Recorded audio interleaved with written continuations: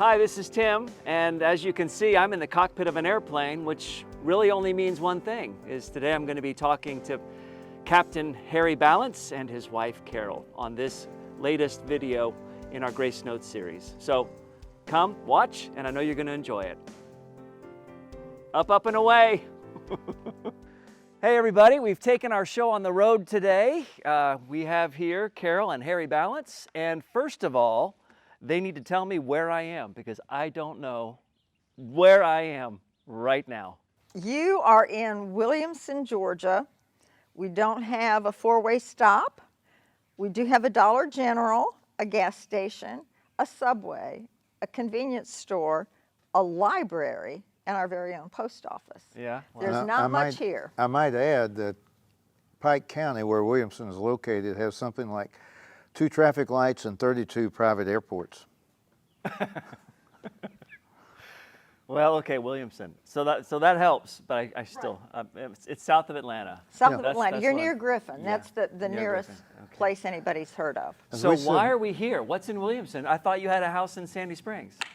Well, you know, we have a man whose passion is vintage airplanes, and his dream was to build a hangar on a grass strip so that he could wake up in the morning and go out and fly his airplanes. So about, what, 15 years ago? Something like that. We bought this lot and we built the hangar, and then I said, I hope you have a good time down there. And Harry said, oh, but I'm going to build an apartment. And I thought, I bet it's going to be nice.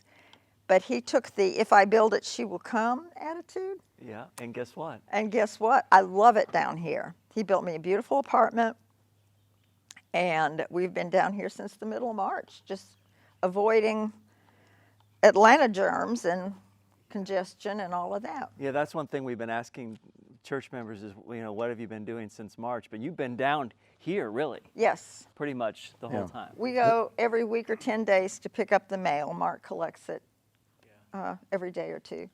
As And we that's said it. once driving past Atlanta Airport, it's perhaps 50 miles distant from our house, but 50 years back in terms of civility and values. But even though you've been, you know, away from the area of the church, you two have stayed engaged with the men's Bible study and with the coffees and Yes.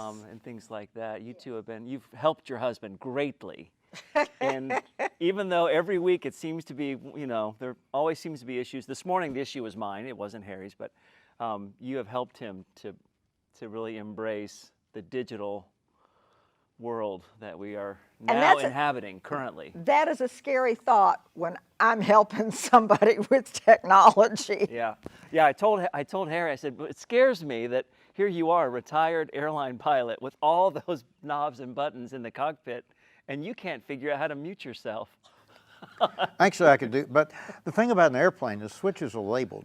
Yeah. As I was saying before, they're on, off, up, down, hot, cold, left, right, that sort of thing. And they're plainly labeled, but you've got all these little pictures of bunny rabbits scratching their heads and the waves, and I don't know what that means. Why don't they just put a label on it? Yeah. Well, speaking of airplanes, I told Carol that walking through this hangar, I've never felt more testosterone surge through my body, Harry.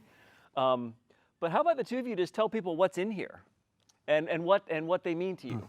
Well, okay. The first airplane I ever bought was that Boeing Stearman sitting back there, the biplane. The blue and yellow one? Yeah, I saw one when I was a senior in college, and I thought that was the most beautiful airplane I'd ever seen. It's just got wonderful lines, great sense of proportion for the design and everything. And my life would not be complete until I owned one, and I wanted one without ever having flown one. And when I graduated, you've heard this story many times, I'm sure, but when I graduated, I was a second lieutenant, and I was not making very much money. So when I got to be a first lieutenant, I got a $150 a month pay raise, and that's when I bought the Stearman. That was in '64. And I've had it ever since. And there might be some sort of record in being the most long-time owner of a Stearman biplane. Is that right? Yeah. Now that was a training, wasn't it a training plane? Yeah, it was a trainer, but they truly separated the men from the boys on that one. I mean, there are trainers and they're trainers. This Piper Cub behind me is a trainer, and it's a very good trainer, perhaps the best that's ever come down the road to include contemporary trainers. But it's a lot more forgiving than the Stearman. The Stearman has got a very narrow gear and a high center of gravity. And I used to fly with a captain on Delta that was an instructor back during World War II, and he was at a Stearman base.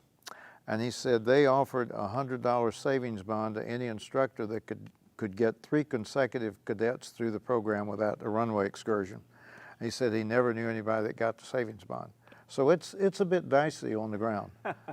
But yeah. And then there's been another woman in your life for a while. That's Miss Scarlet. Carol, yeah, Miss Scarlet. Yeah, I'm sorry we got the drop cloths on the wing, but I share hangar space with the birds, and I would love to just let the birds have a little corner to do their thing, but they don't do that. They're totally selfish about where they release their droppings. They know a good place when they find it, though. Yeah. But they could use all the blank floor, empty floor. But so we have drop cloths on the wing, which diminishes its appearance somewhat. But well, tell the story of Miss Scarlet. Okay. Maybe not the whole story, but maybe not the whole story. Yeah. My father was a pilot back in the late 20s, early and 30s, up until World War II, and he used an airplane in his business. He bought that airplane brand new in 1934. And he did things with it that I would never do. Like he flew it to Mexico City in 1935, and there's no way, Jose, I'd fly that puppy to Mexico City. Why? Well, I mean, first of all, it's a long way. And second of all, you don't have diddly for logistics support, and I don't know where I might land, so to speak. I understand drug cartels and all that kind of stuff. You may or may not be in a good area. So it just wouldn't be one of those things I'd feel comfortable doing. The other thing is the density altitude of the Mexico City airport. I was never totally aware of that until I actually flew a 757 into Mexico City. And I remember my father was always harping about, when he flew to Mexico City, there were all these airplanes cracked up, was the phrase he used, at the end of the runway. The air was so thin they didn't have enough lift to take off. And a 757 had a similar problem. I mean, you had plenty of power, but I mean, it would roll and roll and roll and roll. So no, I would not be comfortable. But he used it for business. Yeah, he used it. He had offices in 13 southern states, and he flew around. But you haven't had it ever since. No. Yeah. It came into my life, mid-'80s, early 80s, somewhere in there. A guy had found it in the back of a hangar in Cleveland, Ohio, and he called up my mother, who was still alive, and and my mother used to fly the airplane as well. And she was Atlanta's second licensed woman pilot, but she told him that I was interested in old airplanes and I'd like to talk to him. So he called me, and we got to be pretty good friends. And he offered it to me in 1989. And in 1989, I had 4 kids in school. There was no way I was going to buy another airplane. So I kind of forgot about it till 2006, and Carol and I was sitting around. I said, I wonder what happened to that Stinson. So I put out an inquiry on the internet. There was a Stinson webpage. And a month or so later, this retired college professor called me and said he thought he knew where the airplane was. And so I found it in a hangar. A guy owned it in Fort Meade, Maryland, close to Fort Meade, Maryland. And I flew up to Baltimore and saw the airplane, and the guy said he was probably going to sell it. Would I be interested in buying it? Because he had just developed diabetes and couldn't get a physical. So I came home, and Carol said, it'd be a shame if you didn't get it. So I got it, and that was theoretically supposed to be our transportation airplane. But because all these other airplanes are pretty slow, and the Stinson's actually right fast, relatively speaking. Yeah.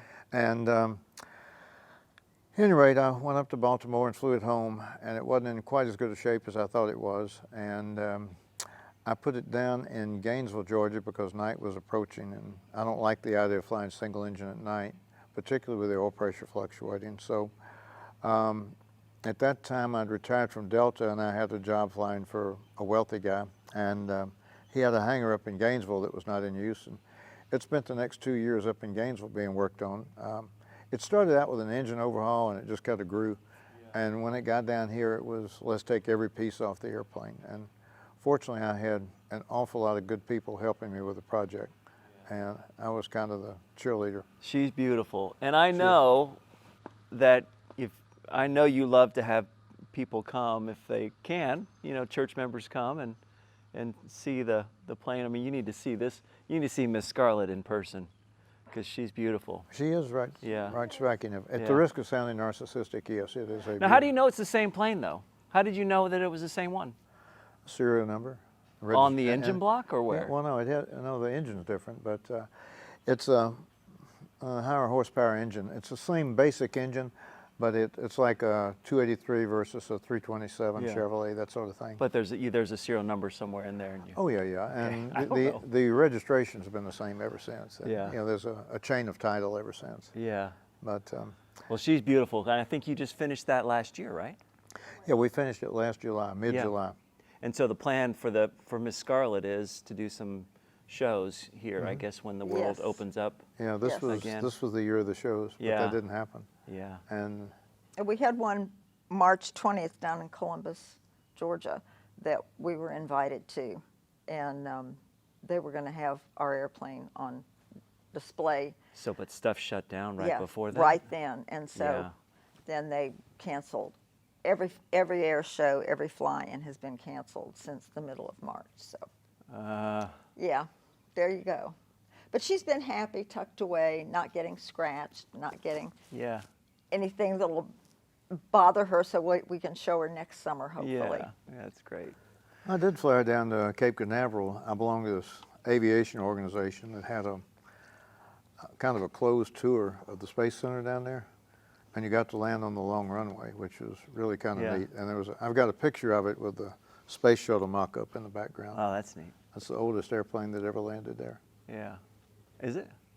Yeah. One of the questions that we're asking people is, so where have you connected with God or experienced God? In some ways, I feel like I already know what Harry's answer is. I mean, and Yeah. you're a pilot too, though. I mean, aren't you learning to fly right now? On and off, On and yes. off, okay. In the yellow airplane, the J3 Cub. Yeah. So, fits and starts. How have you, what has this time been like? How have you, where do you kind of connect with God? Maybe you're still watching the live stream on Sundays? Oh, or, absolutely. We never miss it. Yeah. Thank you, Scott. And we try to be there every Tuesday morning at 10 o'clock for coffee time. And Harry goes to the men's Bible study, and I sometimes go to the women's Bible study. Yeah. And so we stay connected that way with the church, but staying connected with God. I wish Scott could turn all the cameras around and look at the beautiful sky. It's just incredible.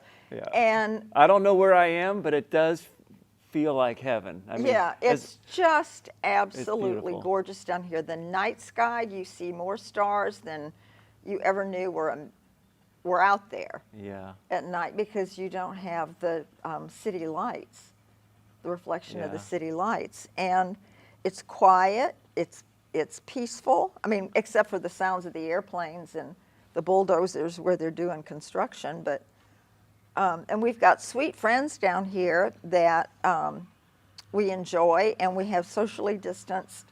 Well, like we'll sit out here in the hangar and drink a Coca-Cola and visit. Yeah. And yeah, it's very peaceful. And I'd say there's no stress, but that wouldn't be exactly true. Yeah. But there's very little Yeah. stress down here. Very little stress. I would think, that, gosh, the world is just so crazy right now. And I think that once you get up in that airplane, Oh. and you get to fly over and just see how beautiful the world Yes. still Oh. is, I in can show God's you. creation. I can make this happen for you. Well, I know. Well, we can't. We don't have time today. But I know Oh, yeah. That's pretty lame, Tim. Dodging No. the bullet again, Tim. No, we don't. You might, if you're going to fly me, you might have to fly me back to my house because traffic can get pretty. But how do we get you out? I don't know. Yeah, but I would just think that I don't know. It would be hard to be a pilot and be a pessimist because you get to see so much beautiful stuff. Oh, yeah, Flying in a plane. absolutely. Um, My mom got to ride in little airplanes like this. She'd ridden in jetliners and Yeah. even propeller airplanes, but not a single engine. You're down where you can see things. yeah. And the first time she rode in one of Harry's airplanes, she was just overwhelmed by what she could see flying low and slow. Yeah. She really enjoyed it. Yeah. Well, Yeah, and your tell me- mom just died. She did. How She old? did. How old was she? She was 96 years old. 96. She owned her own business until she was 90 and ran it. And she's been a friend of the church. I mean, ever Yes. since. I mean, ever since I've been there. I mean, Yes. you see her. She's kind of a seasonal. She is. We'd see her She loves occasionally and- Northwest. She yeah. always enjoyed going. She loved. My mom was very musical and sang in church choirs since my earliest memories. Yeah. And she used to love the music at Northwest. And I'm sorry that she didn't get to come hear our new organ. But Yeah.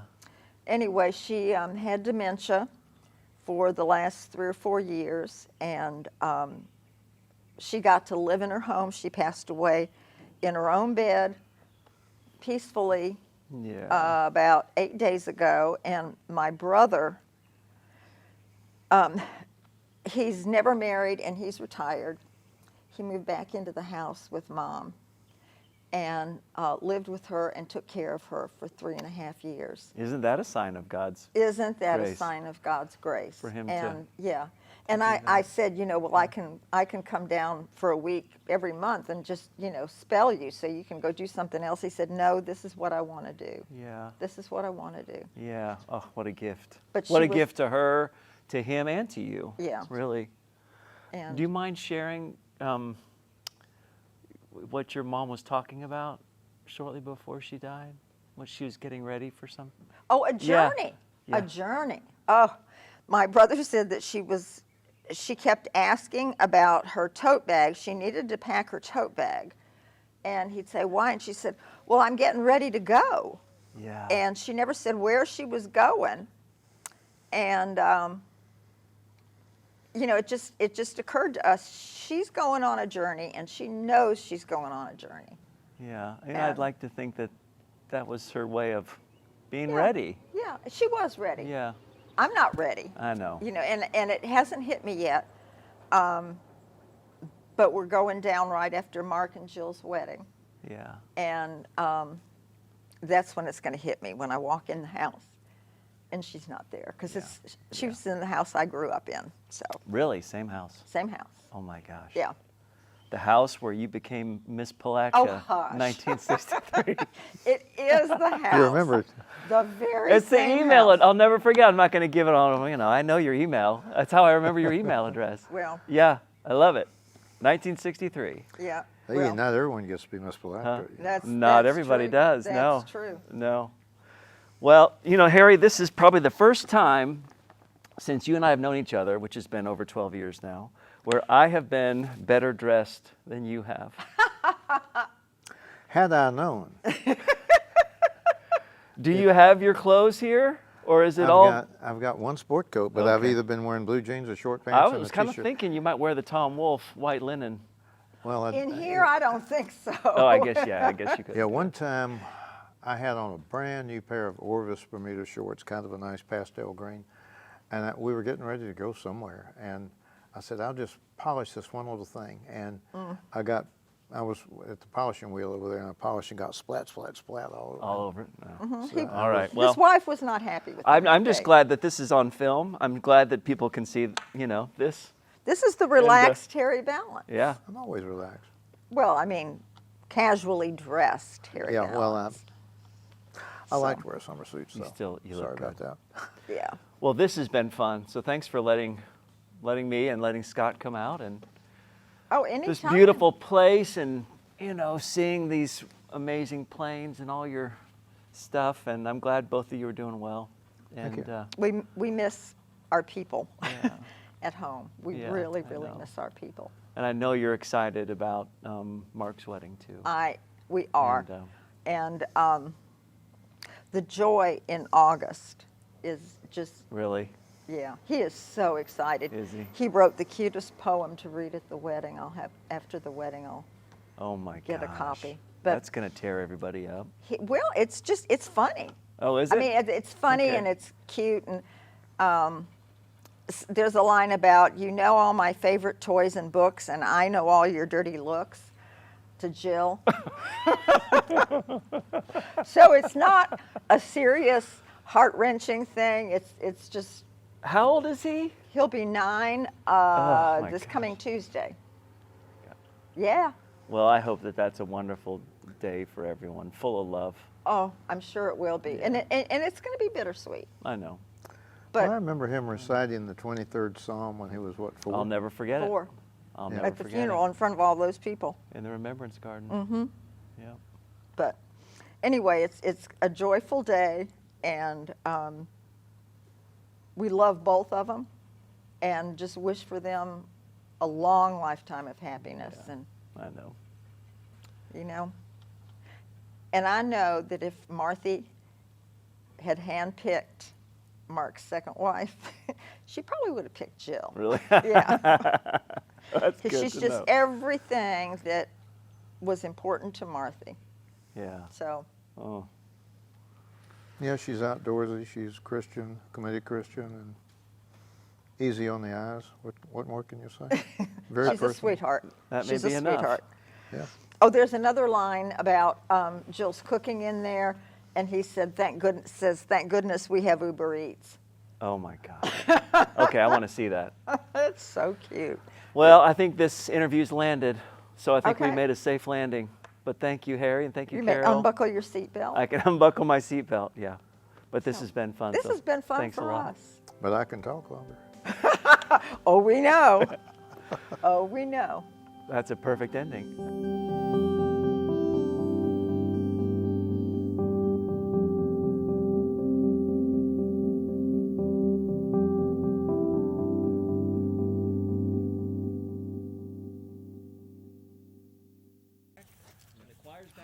What do you think?